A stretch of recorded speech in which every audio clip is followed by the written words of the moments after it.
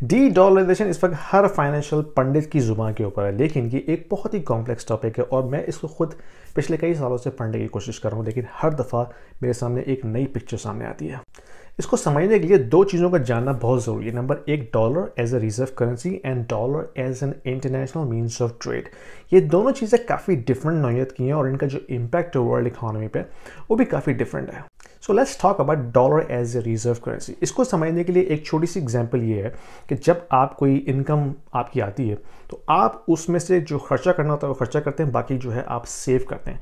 वो जो सेव करने की जो रकम होती है, जो अमाउंट होती है, आप उसको किसी फॉर्म में कन्वर्ट करते हैं ताकि आप अपनी जो परचेजिंग पावर है फ्यूचर में वो बरकरार रह सकें, क्योंकि जो आपकी लोकल करेंसी है वो तो डेप्रिशिएट हो रही है और अपनी वैल्यू हर दिन के हिसाब से खोती जा रही है। तो आप इसको कन्वर्ट करते हैं या तो गोल्ड में, या आप रियल एस्टेट बाय कर लेते हैं, या आप कोई इंटरनेशनल करेंसी बाय कर लेते हैं।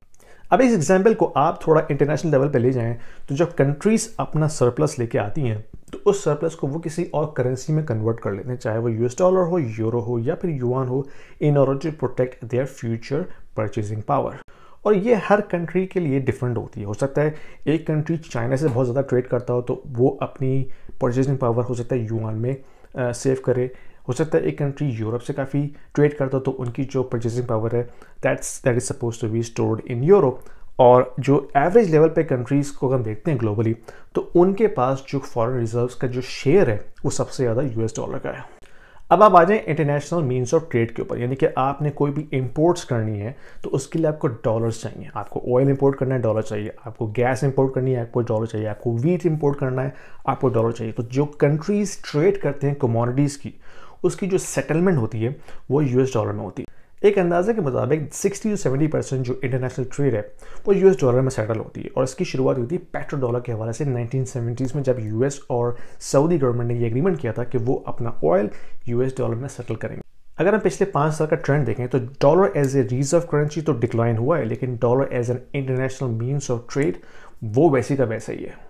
तो जब आप ये सुनते हैं ना कि डॉलर कंट्रीज डंप करने लगे, इसका मतलब ये कि कंट्रीज के पास जो रिजर्व्स थे, फॉरेन रिजर्व्स, उसमें से वो डॉलर का जो पोर्शन है वो कम कर रहे हैं और उसको किसी और कंट्री की करेंसी से रिप्लेस कर, या हो सकता है वो डॉलर को गोल्ड से रिप्लेस कर रहे हो। और जैसे कि मैंने पहले बताया कि जो फॉरेन रिजर्व का जो लेवल है वो डिपेंड करता है country to country and how they trade with each other.